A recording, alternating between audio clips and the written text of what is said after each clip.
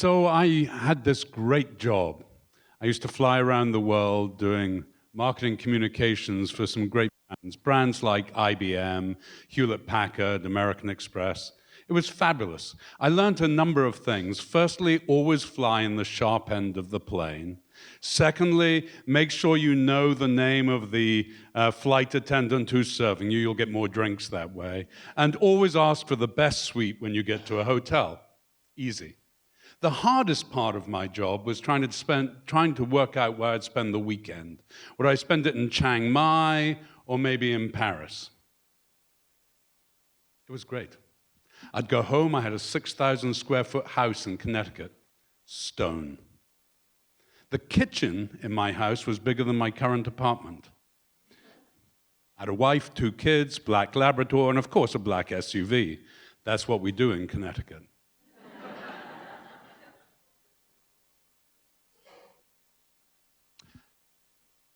And then I woke up. I was staring into the bright clinical lights of a very intensive care unit in a hospital far from home. I'd swallowed just 300 Tylenol PM. I'd said my goodbyes, but they weren't heard.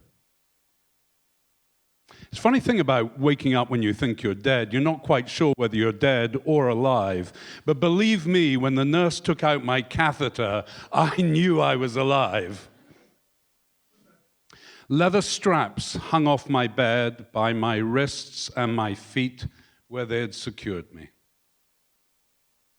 My veins coursed with crystal meth. My arms were covered in track marks and bruises. It was quite a moment. So I went in search of excuses, and what I found were reasons. I came across the Adverse Childhood Experiences study from the CDC and Kaiser Permanente. And what it shows is that shit that happens to you as a child comes around and bites you in the bum as an adult. Let me give you an example. There are 10 adverse childhood experiences that we measure. And if you have just one, and by the way, I know that 6 out of every 10 of you in this room has just one. If you have just one, your chances of being an alcoholic are doubled. Wine afterwards at the back.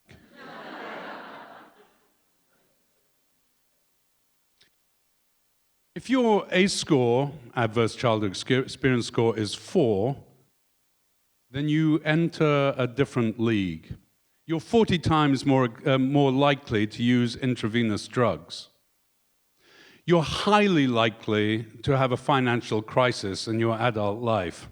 Believe me, trust me. You're also highly likely to sleep with 50 or more sexual partners. Now, I'm not bragging, but I lost count many, many years ago. And that's what gives you things like hepatitis C, which I just got rid of, miracle cure of 2014. The ACE study shows us what the problem is. The problem is shit that happens to children that comes back to cause us problems in later life.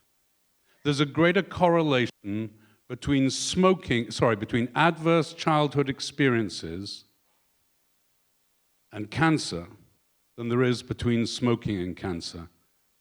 You won't see that on the American Cancer Society website, though. The question is what you do about it.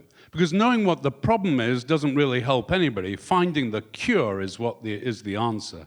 And we found the cure. The cure already existed. The cure, the science was already there. What wasn't happening was it wasn't being sold.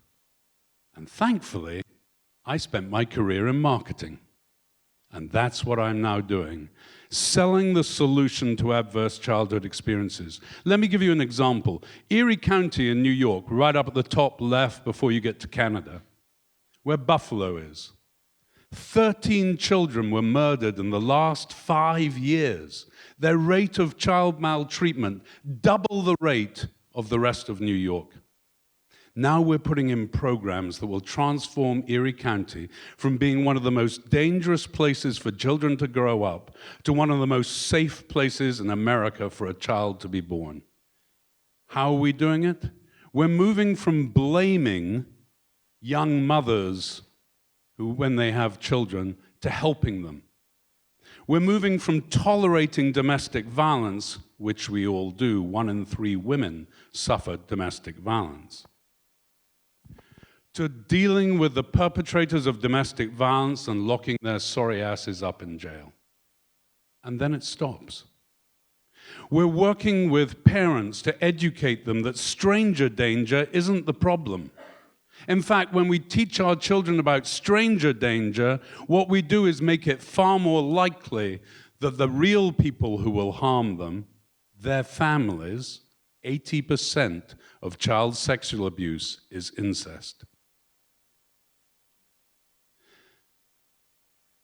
In New York City, we've got a problem with crew violence. Crews are like little baby gangs. Kids join them at about 8 years old, and they go to them because their own families are horribly dysfunctional.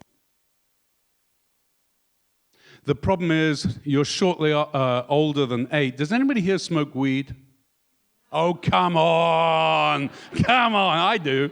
And that's better. That's better. A few people here smoke weed. Weed flows down from the big gangs, the Bloods and the Crips, down towards these little crews. The kids join the crews because they get new kicks. Sell some weed, get some kicks. Sell some weed, gets G-Star jeans. It's a fabulous life.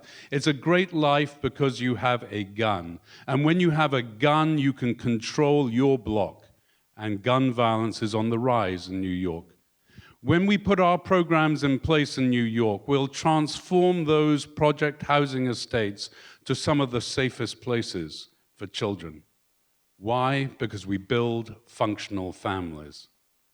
So I've gone from jet-setting around the world, living in an airplane, living in the best hotels, to doing what I really enjoy, protecting children, to stop them having to live through that moment when you wake up in the very intensive care unit, staring up at those awful lights, and of course, having your catheter removed. Thank you.